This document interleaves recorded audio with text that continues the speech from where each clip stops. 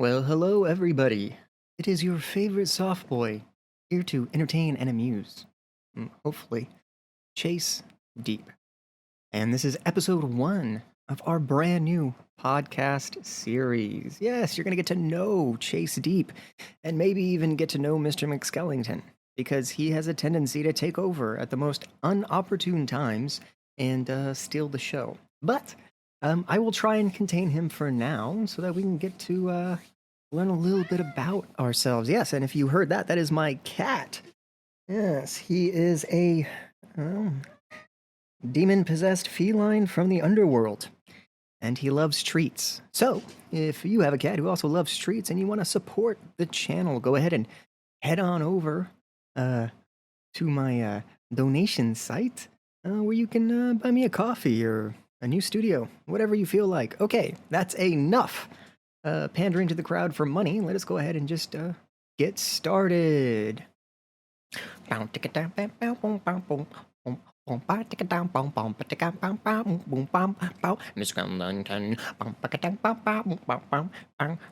Chase Deep. Here is the show. All right. So, like I said, my name is Chase Deep. And you're probably wondering, who am I? What am I doing here? Why are you listening to me talk? Well, I'll go ahead and give you the history.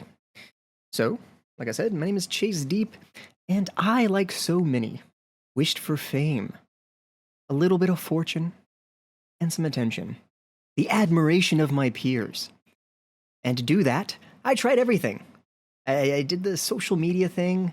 I made little videos to try and make people laugh. I reacted to metal because, metal music is a passion of mine. Listening, playing I try, but I'm really bad. So I studied history and I saw great figures throughout time who had amassed great followings of people. And I thought, what's the one thing that they had other than talent and drive that seemed to give them the secret to their success? And I thought, it must have been a pact, a contractual obligation with denizens of the underworld. And you may be thinking, that is insane, Chase. That is insane, Chase. And I say, yes, in hindsight, it very much was. But yes, I tried as I might to get out there into the world. Now, the problem is, I'm not a very social person. I tend to like to just be in my own little cave and create my little works of art and my funny little jokes and skits, and that's about all that it amounted to. So I said, I need something to motivate me, something to give me an edge. So I went to my local Barnes & Noble and searched around its shelves of great tomes and manifestos of the great people of the past. And I saw books like The Secret, and I thought, this must have the secret in it. But it didn't. It was just a lot of new agey BS that made sense only to those who love tea and iced coffee. And I thought, this may not be what I'm looking for, mainly because it says, well, if things that you desire will attract to you, if you only think about them, formulate them, mold them, and make them real with your emotions. And I had been doing this for many, many years and hadn't gotten anything. So I thought, that's probably not the best route, but good for others, I suppose, if you're like, I don't know, Oprah or something. And I thought, I need to go darker. Chase is he's a little goth. Yes, he is, and I realize I'm now talking about myself in the third person. This might happen every now and then. Ever since I've cohabitated this body with Mr. McSkellington, I seem to be losing my grasp on reality slowly. But fear not, I'm trying to make this process as hilarious as possible and not concerning. Okay, yes, so I studied books, and I got very deep into what people will call the occult, mystery traditions. Yes, dark books filled with crazy symbols and incantations and languages not heard since the Phoenicians. unless the Phoenicians are still around. I'm not sure. But either way, I fell upon a tome in a book. Now, I won't name this book, but many movies have had it in it. We'll just call it Lovecraftian in nature. Yes, I was searching the Barnes and Noble, and I had to use the restroom, as I normally do. You see, I have a bit of social anxiety, which tends to manifest as the need to have to use the restroom at very inconvenient times. So, as I normally do, I walked to the Barnes and Noble bathroom, and lo and behold, it was occupied to capacity. Apparently, this is a trend amongst people. When they go out shopping, they will take a book off the shelves, go into the bathroom, and take a huge dump while reading. Smart, but also, ew, gross. Even if you wash your hands, I know you're not washing the poo particles off of that book before you put it back on the shelf.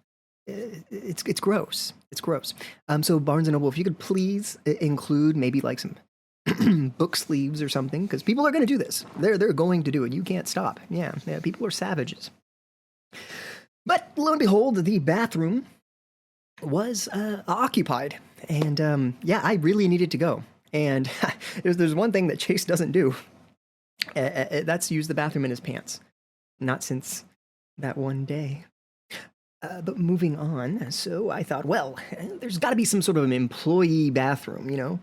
Perhaps I can try and fit in, use a little bit of my acting prowess to get past, the regulars, get past the employees, and maybe use their special bathroom. So I went down the hall of this Barnes & Noble and came across a couple double doors, entered in, and then was met by a long hallway.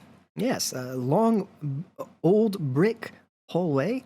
And I thought, well, this is strange. This Barnes & Noble is fairly modern, but this hallway seems fairly old. You do what you must when Mother Nature comes crawling in your bowels.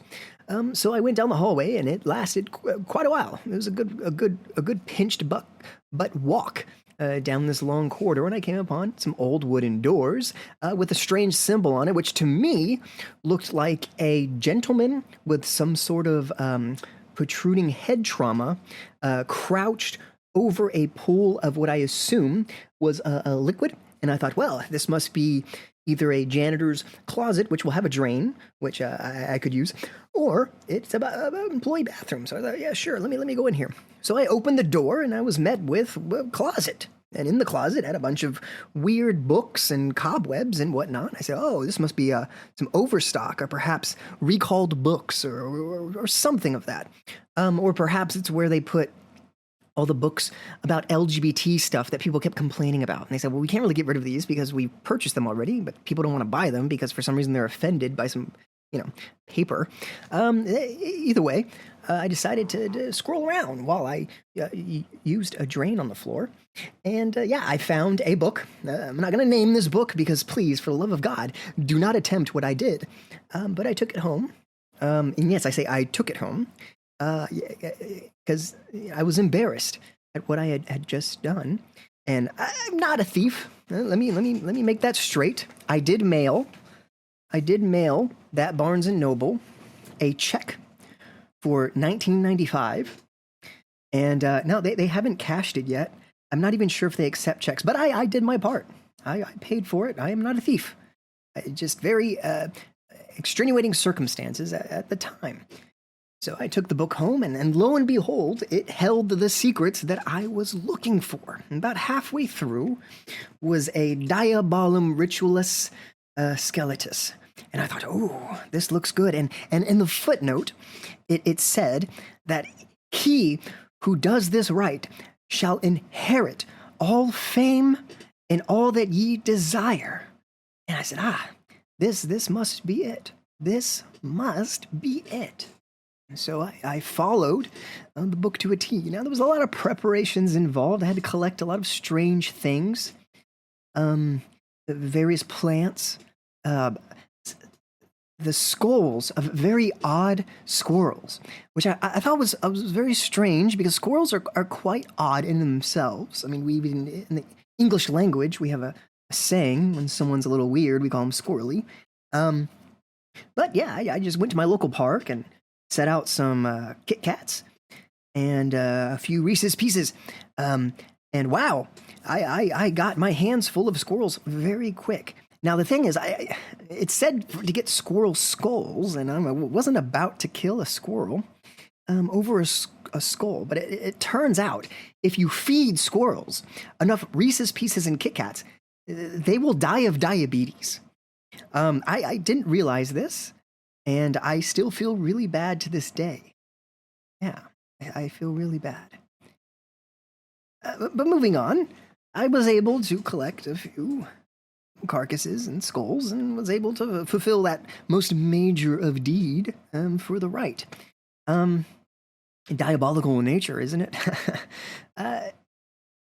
But I did it. I followed the tasks. I bathed in a river of mud under the red moonlight while incanting a strange, haunting song, which somehow made weird salamanders appear all around me and bow down as if to worship.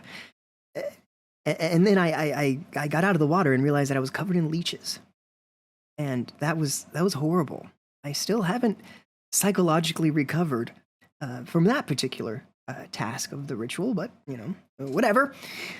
Yeah, so I collected everything, went into the woods, and I dug a hole, as it said. It said, "Dig a hole, this shall be thy grave, where all of your imperfections shall rest eternally." And I thought, oh, great. If there's anything within me that's causing me to not have success, i.e., lack of talent, I figured this was definitely going to be the way to get rid of those things. So I did what it said. And I'm not going to get too much into the exactly what happened at that point. Maybe I'll do a little cartoon or a little short video or something where I'll illustrate what happened. That way you get a better idea of how Mr. McSkellington came about. Yeah, I did the ritual. And when I awoke, I was naked and cut and dirty and damaged in the same woods that I found myself, completely devoid of any memory of what happened once I started the ritual. And everything was fine for a couple days. I didn't really notice anything different. In fact, I felt like I had gotten worse at comedy, at performing, at coming up with ideas. And I thought, oh, what have I done, Chase? What have I done? I have stolen, given up even that little bit of talent that I seem to have had. And then something strange happened. Something came out of my voice that I had never heard before.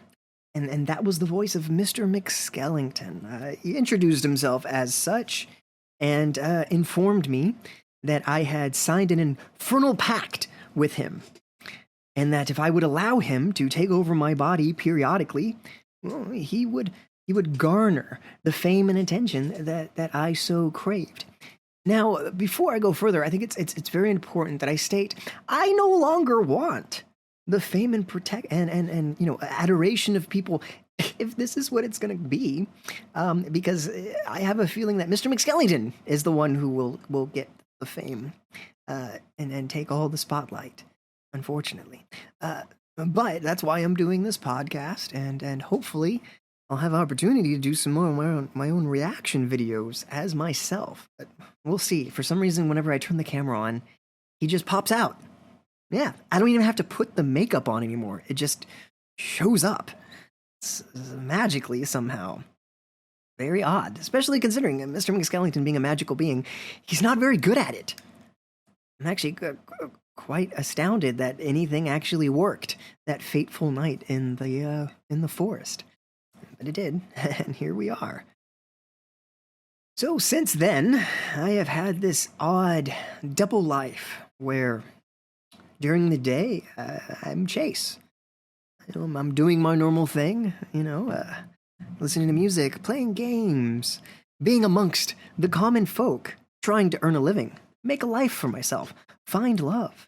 All the things that all of us normal folk do. But then periodically, particularly at night, I transform. I shrink into this phantasmal abyss deep within myself, full of nothing but silence and darkness. It's quite terrifying. And a little TV screen appears before me, and I see Mr. McSkellington using my body, reacting to music videos for some reason. That's like his thing. He loves music. I think it comes down to the fact that he spent the last 3,000 years in the underworld just listening to the music that people like flushed down the toilet in the 80s. A lot of like that thrash metal and Slayer, Pantera and Ozzy. So he loves it. He loves it. So he comes up here where the internet exists, and he goes crazy. He loves it. It's working out. I mean, there are people all over the world have watched these videos and have enjoyed it. Now you may be noticing, say, well, Chase, I've actually been following you for quite a long time, and it definitely seemed like that was you reacting to those videos. And I say, yes, it was. In the beginning, I definitely had a lot more autonomy. I didn't really shrink down entirely to the abyss. It was almost as if a portion of me resided in a portion of my own body while allowing something else to inspire. Until now, the story has changed. Now I completely disappear, and Mr. McSkellington gets full control, and he takes advantage of that. In fact, he started going out into public. He's gone to the movies, he went to the doctor, he went to some restaurant and ate something that gave me the shits for 4 days straight. I still don't think he understands that you're supposed to sit at a table in the restaurant and not go to the back where the food is free in a giant metal can. Something I've been trying to talk to him about. But regardless, he's getting out there. He's meeting people. He is scaring the locals. And the weird thing is, people see him wearing my clothes. Right? They hear the inklings of my vocal inflections. They see my tattoos and they say, isn't that Chase Deep guy? Isn't that dude that tried his hand in comedy at the open mic night? Now he's a weird goth clown? What is wrong with this guy? They don't get it. And they say, hey, Chase, what's going on? And my body doesn't respond. Instead, this weird clown guy responds with his complete misunderstanding of how mortal life works. If it wasn't me, if it wasn't my body, it would actually be quite hilarious. But seeing as though it is me, and it's me who has to deal with the embarrassment afterwards, it's taking a toll. But if there's one thing that Chase Deep is, that's an optimist. Yes. I'm very optimistic. You give me a problem, and I will create a solution. Very much so. So that's what I'm doing now. I'm embracing Mr. McSkellington and, allowing him to follow through with the diabolical pact that we made together. Or at least I assume we made. Like I said, I don't really remember what happened. For all I know, I was ransacked in the woods by this crazy spirit, left half dead, and then weakened spiritually to such a point that he now inhabits. I'm trying to make this life not so much a horror movie, but perhaps a comedy with a slight hint of drama. Oh God, I hope so. Yeah. But enough about Mr. McSkellington. Let's talk about me, Chase Deep. Yes. I've tried my hands in many things, and know that is not a sexual innuendo, although you could take it that way. Yes, I tried being a cute e-boy. Yeah, I find myself somewhat handsome in my own estimation. You may not. That's fine. I tried that. It didn't quite work out. You see, I'm healthy, but I'm not fit. And people tend to like either you are skinny and emaciated, ripped, or the Hulk's little brother. These seem to be the common physical types of models, of fashion influencer. So I thought, no, I'm quite soft. Quite soft. Now, perhaps there is a market for soft boys, which I have embraced. I call myself a soft boy. Yeah. But it's very limited. Very limited. And I want to be able to reach a broad audience, which I think I'm failing at. But I am an optimist. We will keep going. Yeah, I tried that. I tried music. Yeah, I tried doing maybe if I get my voice out there and show people that I can metal scream. You know, I can really get guttural and high. No. Apparently, metal screamers are very much a dime a dozen now, unless you have a very special talent. You know, like Will Ramos of Lorna Shore. He does that crazy, I don't even call it a pig squeal, because that's been done. It's like a ogre yell. Yeah, I can't do it, which is why I haven't progressed much in that alley. Now I thought, well, maybe I can play guitar. But then I saw many children on TikTok who could shred on a guitar as if they were born with the ability. And I thought, by the time these kids are even remotely adultified, they will be virtuosos and virtuosas. Female? I don't know. They will be fantastic and will overshadow me. Yes, you see, the great weight of talent out there outshines me in here. So that didn't quite work out. And I thought, well, I'm an artist.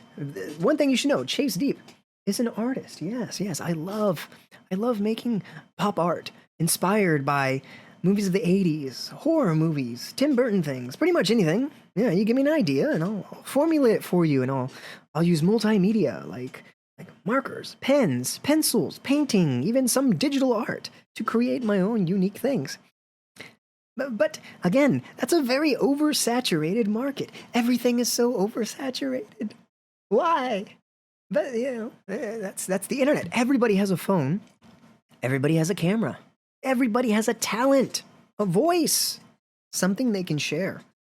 And I thought, well, I'm going to have to really search deep for something that's going to be unique. I'm still looking. We're trying on the channel. We're trying different things just to see what really hits, what clicks, what people like. So far, people have liked the reaction videos, particularly Mr.McSkellington's viewpoints on things. Yeah, not so much mine. Sad, isn't it? Yeah.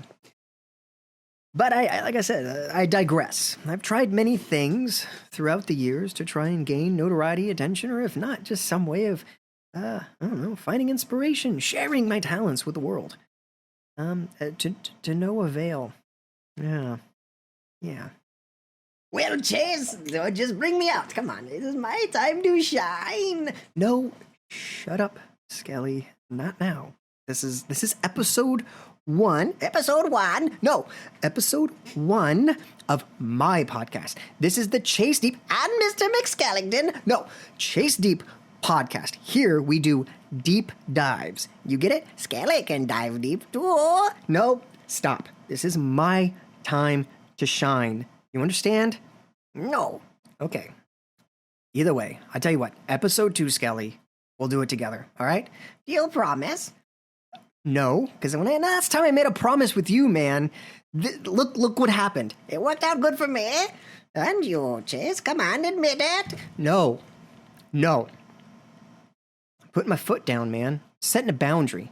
My therapist said that if I don't set boundaries, people will walk all over me. I won't let that happen again, okay? Okay, I suppose so. Don't cry. Jeez, man. Get it together. Oosa, Chase. Oosa. Sorry about that, guys. As you can see, this comedy does have a little drama in it. But pay that no mind. Yeah. So what have I been up to lately? Well, I've been thinking, what are some of the interests that I like? I've been playing a lot of Baldur's Gate 3, as many of us have. You know, I started playing back when it was in early release. Yeah. I thought I growing up as a kid, I tested my hand at the original Baldur's Gate game, and much like every other child of my generation, we had no idea what we were doing in that game. But it was really fun to sit there and like create a character and imagine what you could do with that character. I always create a wizard, right? And a level 1 wizard, as we know in Dungeons and Dragons, particularly, I believe it was based off of the second edition Dungeons and Dragons from 1989, even though the game came out like 1997, 98 or something like that. You have to correct me if I'm wrong, which I I am very much wrong often.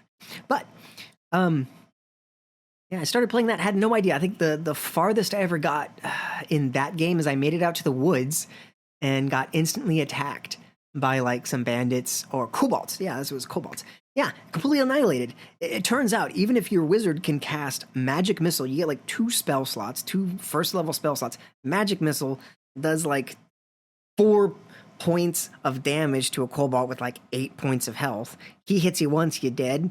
I didn't realize you had to get companions, and then you meet that girl in the woods, and she becomes your friend, but then she's a rogue, and I never realized that, hey, rogues need to sneak and use range attacks and whatnot. Yeah, so I had no idea what I was doing. Then Diablo, or not Diablo, I did play Diablo. That's another really good game. But Baldur's Gate 2 came out, and in that game, you started off, I believe, at like level 7. And yeah, that was good. That was good. I got very far in that game. Very, very far. That's why my love for Dungeons and Dragons was actually fueled by games based off of Dungeons and Dragons, right? It wasn't until high school that I had my first opportunity to sit at a table and play an authentic game of D&D.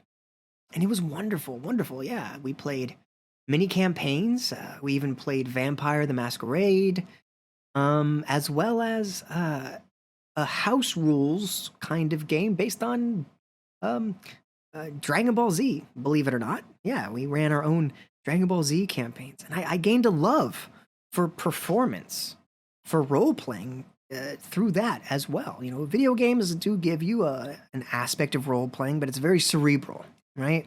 Unless, like, you dress up and sit in front of your computer or your console, it's about the extent that you're going to get as far as involvement, other than your thumbs pressing some buttons or your fingers tapping a keyboard. So being able to sit at a table with other people of like mind and interest, and also more chaotic dispositions, yeah, I learned, wow, I really enjoy this aspect of the game. So I fell in love with it. So when I saw that Baldur's Gate 3 was on the horizon, and that it was being made by Larian Studios. Yes, the very studios that made the Divinity games. Divinity Original Sin 2 being one of my favorite games. Heavily modded as well. I am definitely a mod hound. I will search out the craziest mods to give me an edge in the game or to make it more interesting. And yeah, I'll download them and use them. I will scour forums to eliminate mod configs, which is usually where I spend the most of my time, is fixing games that I break with incompatible mods. Because I love using a computer, but a computer whiz, I am not. Yeah, I saw the game coming out, so I got it early access. I even think I got it cheaper than what it is now. I think I got it for like $40, which is great. Even the value of the game in its state, in its early access state, I believe, was worth the $40. Even though it was just the tutorial area, I had a lot of fun just playing through that tutorial area. It was wonderful. So when the game finally launched, oh man, was I happy. I've spent, let's take a look at my Steam hours here. Yes, I am pushing 229.5 hours played in this game. Wow, if I had dedicated that much time towards a job, I think I'd be very wealthy now. Either way. Yeah. So, great time. I've had such a good time with that game. Yeah. And as you have maybe seen, there is some content on the YouTube page of Mr.McSkellington playing Dungeons and Dragons. This is one thing we actually have in common in the underworld. Skelly actually plays a lot of Dungeons and Dragons with his friend, what's his name? The horny guy. Tom. Yeah, Tom. Yeah, that guy's an asshole. I don't know, Skelly likes him. But yeah, they play Dungeons and Dragons a lot with apparently imps and other denizens of the underworld. I don't know. I haven't been. Skelly returns there periodically and brings back strange artifacts and candy. I don't know where he gets this candy from. It's delicious. Delicious. I mean, it's a lot of Wonka candy. Like old Wonka candy, like from the movie. I'm starting to think that maybe when they got done filming it, they just flushed all of the prop candy down the toilet. And there's like this endless supply of like fresh. I mean, it's not even moldy. Things don't really decay in the underworld. So I mean, maybe that's the perfect place to send stuff, but wow. Yeah, but he loves playing Dungeons and Dragons. So when the game came out, I was like, hey, you want to give this a try? And, I can screen record it for you and, you can do your whole thing. And yeah, he did it. And I haven't gotten a lot of views on it, mainly because I think, the algorithm doesn't really pick. If you're a reaction channel primarily focused on metal music and whatnot, the algorithm's like, well, what is this? What the heck do I do to this? Yeah, but we're getting there. We're getting there. But yeah, it's been fun. I've been playing a lot, trying different characters. I haven't beaten the game yet. I'm just to the point in the game. No spoilers. Okay, so if you're not that far, maybe skip forward a few minutes. But I'm at the point of the game where I need to find a dragon, a bronze variety dragon, I believe, that's under Baldur's Gate. And let's see, I've helped Shadowheart, found her parents, did all that, fell in love with her, got to kiss her, did some cool stuff on the beach. That was something special. Yeah, even though she's not a real person. Well, I mean, the person does a voice is a real person. But yeah, Shadowheart's a video game character. Am I allowed to fall in love with a video game character? Is that a thing? She is like my mentally ill princess, and I will do anything for her. Absolutely anything. I don't think that's healthy. But yeah. Either way, yeah, I've gotten that far. I killed the what's his name, Gortash. Yeah, I straight up murked him as soon as we got into like his little his little coronation. I was like, nah. This guy, I'm not a political person, right? But I do have a thing against tyrants taking control. And I say, in the real world, there's nothing that I can really do to stop any of this, right?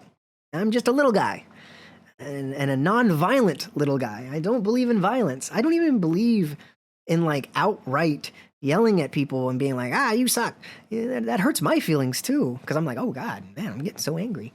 But this was my opportunity in the fantasy world of Baldur's Gate 3. This was my chance to strike down the tyrant and feel justified. And it was a heated battle.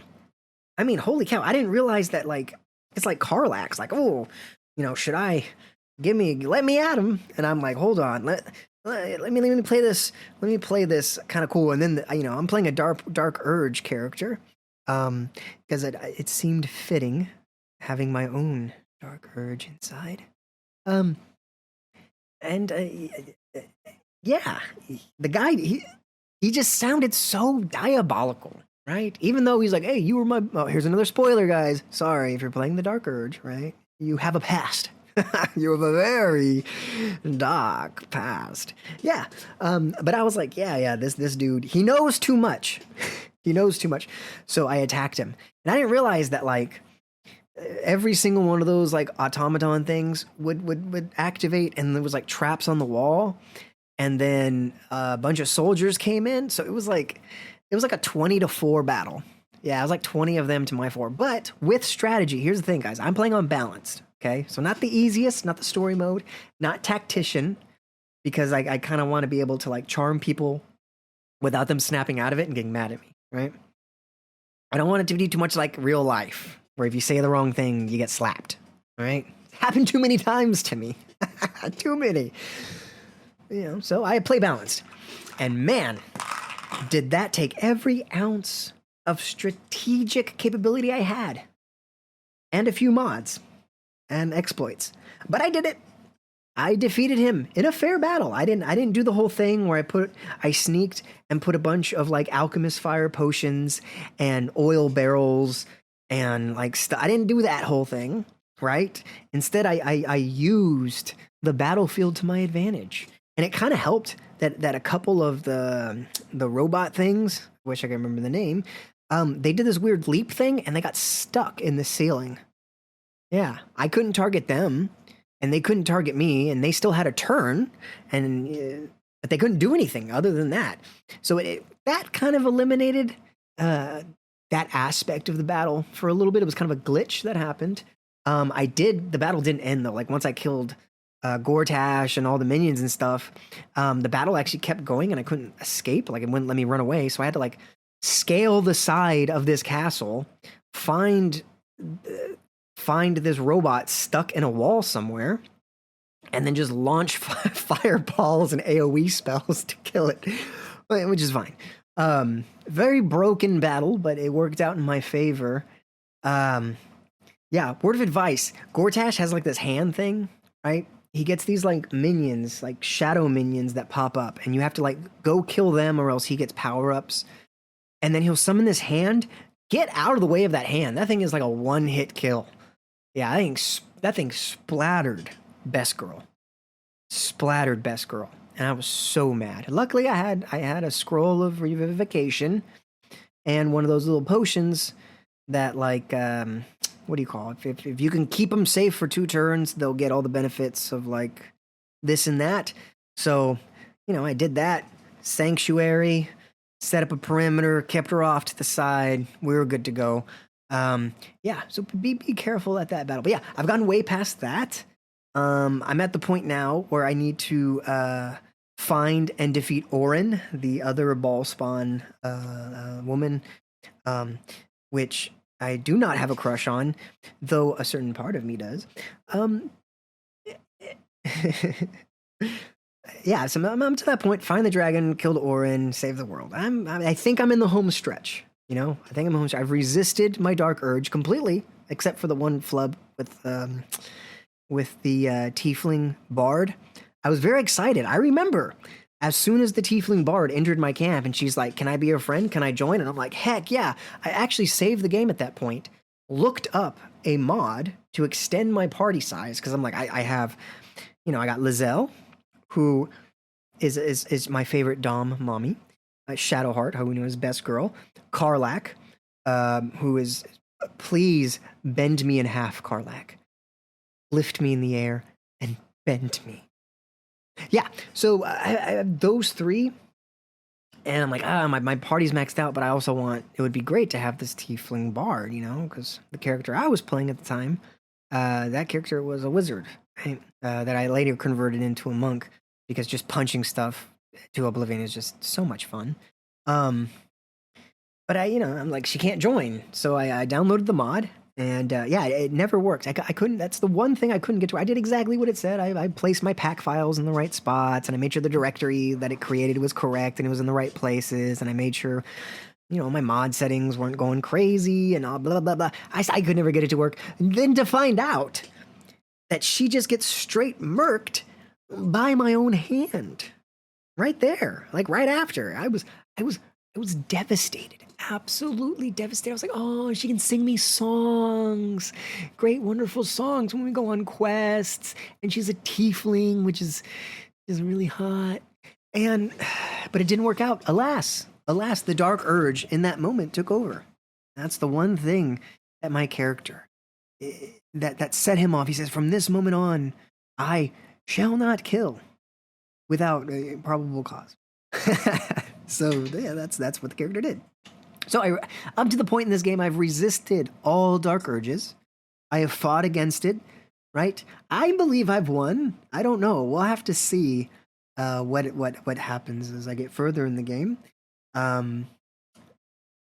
Yeah, and I did take some of the illithid powers. I will admit I have maxed out my illithid powers up to the point of needing to take that special little worm. Yeah, I can't remember the void. Was it void touched worm or whatever? Astral, whatever it is. I won't do that because I'm vain, and I spent a lot of time making my character cute. And to undo all of that and become a squid-faced monster, regardless of how powerful and intelligent it would be, I'm not there yet. Definitely not. Also, the squid people, the illithids, the mind flayers, they don't have genitalia. They don't. So how am I supposed to please my best girl? Well, I mean, they do have those crazy long fingers. The tentacle. I don't know. Maybe I'm just not thinking about.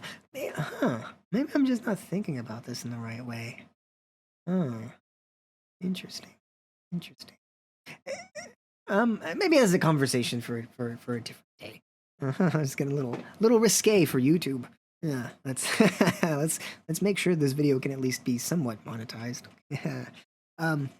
Yeah, so that's what I'm currently doing right now is wasting. I don't even call it wasting, right? A waste of time is if you're doing something. So this would be the message. We all know that myself, Chase Deep, I love to leave you with a somewhat positive, uplifting, and inspiring message. So this is my message to all of you. It is only a waste of time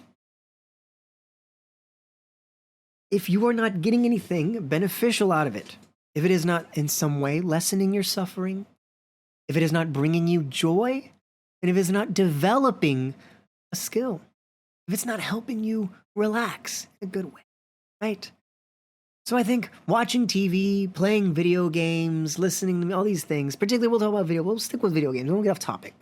Playing a video game, right? You heard how long I've put into this game, 200 and something hours. Now that's nothing compared to the over 1,400 hours I have in Skyrim. But as you can see, I have dedicated a huge portion of my adult life to playing video games. And you say, well, what have I gotten out of that? Well, a lot of enjoyment. There's been times when life has been very difficult, and escaping to a video game world was like a lifeline. And in this particular moment in my life where I'm struggling with the constant identity crisis of having another entity within my body, who at any moment can just take over. So I gave a pause, fully expecting him to come out, but I guess Skelly's being no, I'm here! Timing is the essence of comedy! Shut. Okay. Yeah, so like I said, I'm dealing with my own problems, okay? Playing a video game is actually quite nice. Actually, I think Skelly, it entertains him to a certain extent. You know, I don't get bugged while I'm playing. It's wonderful. So maybe there's some of you out there that you don't have an undead ghoul residing in your skull, but you may have other things. You may have insecurities, depressions, anxieties, whatever it is. Life is difficult. We all suffer from something, some affliction that we wish we could be freed from, regardless how minor or major it is. And I think video games give us an outlet to just kind of let out those frustrations. Like I said earlier, like I'm not a political person, but there are certain things in the world that I see, politically and socially that do make me angry. They make me want to do something. They make me wish I had some level of control in this world to make it better for all of us. And, that video, like destroying Gortash made me feel better because, at least in this little pod of existence that is this video game, right? I have defeated evil. I have lessened the suffering of an entire city of people, right? And I know that's not real in that sense, but in the moment it feels real. And I think that's what's important about video games. Is it is an escape. In a way, it is like a placebo.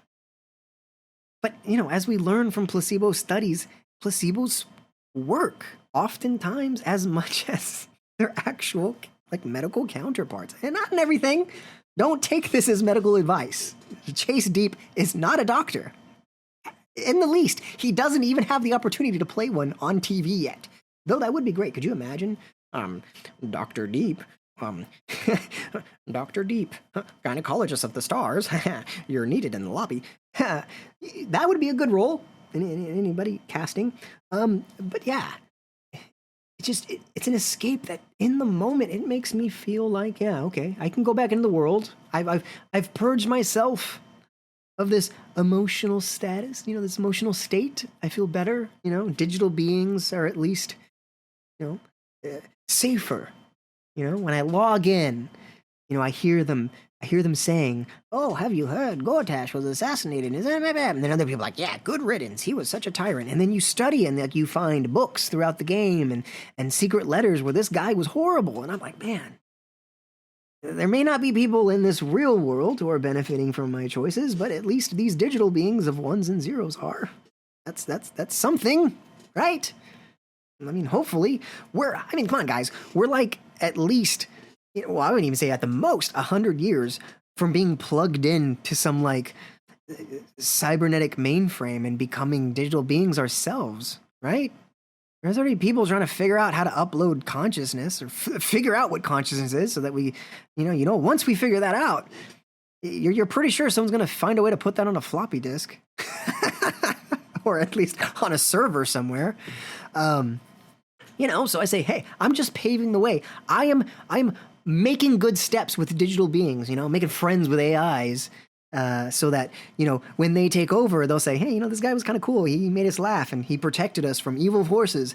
Maybe we shouldn't turn him into some sort of, digital information processing blender or something. Yeah. So that, if you play games, it's fine. Now, of course, you can overdo it. Life is about moderation. I play when I have free time, right? I'm not playing, at times when I should be eating, right? I'll take that time to have self-care, right? I'll get the necessary amount of sleep, although I don't really think I've actually slept in a year since Mr. McSkellington's taken over. That might be the source of some of my affliction. Huh. But, yeah, get the proper sleep, eat your food, if you got a job, go to work. But if it's your free time, that's your time. Nobody else's. I mean, unless you got like children or something. In that case, get them on board. Do a couch co-op with them. Let them be rambunctious little, halflings, creating chaos in the game. Make it fun, right? These things, they're escapes, but they can also be things that bring us together, find us community. So there's good. It's how you perceive it. All right, it's how you perceive it. How you look at it. So yeah, that's my message. All right, games are good as long as you have balance. Don't be ashamed. Don't be ashamed, please. It can be worse. Look at me. There's a lot you can be ashamed of, but nothing compared to me. Yeah. So yeah. So I think we're approaching a good 50 minutes. Right? I think that's okay for our first episode. Yeah. If you like this, go ahead. Subscribe. Please check out my other videos, what we got going on. Check out Mr. McSkellington. He's stolen the limelight, right? But hopefully you'll see more of me. I might bring on some guests. Yeah, like I said, episode 2, I did kind of make a promise that Skelly will interview Skelly, all right? I'm not sure it's going to work out because, it might work out great. One of the things that I don't like about podcasts when people start talking over each other, right? I don't think that would be able to happen with Skelly. We only share one mouth hole. Unless he speaks out the other end. No, if that was the deal, he would make me speak out the butt. No, I don't like that. Yeah, we'll figure that out. Yeah, and I might even just find other guests. It'd be kind of interesting to find people around here who have seen Mr. McSkellington out in public and maybe get their perspective on what it was like encountering him. If the letters I've gotten are any indication, it should be interesting in the least. Maybe we'll get Tom on here. We'll see. We'll make it a thing. We're gonna make this a thing. We might even film this, right? We might even film this, though I'm not too sure. It might be a little concerning to see me speaking on camera with a guest and then just all of a sudden become another person and then start asking similar questions. We'll figure it out. We'll have to work that out. And spooky season is approaching. It is September now, soon to be October. That's a very important time of year for spiritual beings and underworld denizens. So we'll definitely have to make this podcast something special coming up for spooky season for Halloween. It's going to be wonderful. It's going to be wonderful. Maybe I can snag a really good guest. Maybe I could get Mephistopheles. Yeah, I heard Skelly say he owes him a favor. But then again, maybe it wouldn't be good to summon Mephistopheles into this realm. That might start the Renaissance again. Oh, that might be actually kind of good. Either way, we're going to keep this going. If you enjoy this, it wasn't too weird. First podcast, right? Maybe you didn't learn enough about me, or maybe a little too much. And you're concerned at this point. Don't be. We're having fun. This is all in the name of fun and entertainment. You know, my suffering is my own. It's okay for you to laugh at it. I give you permission. Yeah. So once again, I am Chase Deep, and I am Mr.McSkellington. Shut up, man. Episode 1, mine. Enough. Stop. All right. Yeah, I am Chase Deep, and we've just done a deep dive. We'll work on that. We'll work on everything. All right. Everyone, be safe. Be lovely. Have fun. Go over to your neighbor and say hello. Bring him a cake. Call a best friend. Call an old friend. Call an enemy and tell him, hey, man, you're okay. I love you. I wish you the best. All right, everybody. Have a good day.